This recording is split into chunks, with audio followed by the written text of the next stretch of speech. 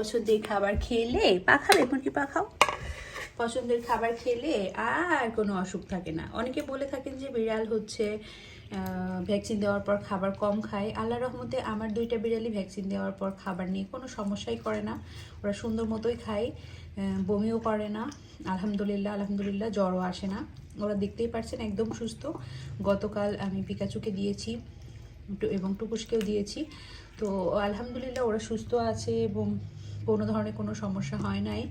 তো টুকুস আর পিকাচুকে একদিন বাদে বাদে দিয়েছি, বাট ওরা কিন্তু আলহামদুলিল্লাহ সুস্থ, কোনো সমস্যা ওদের দেখা দেয়নি।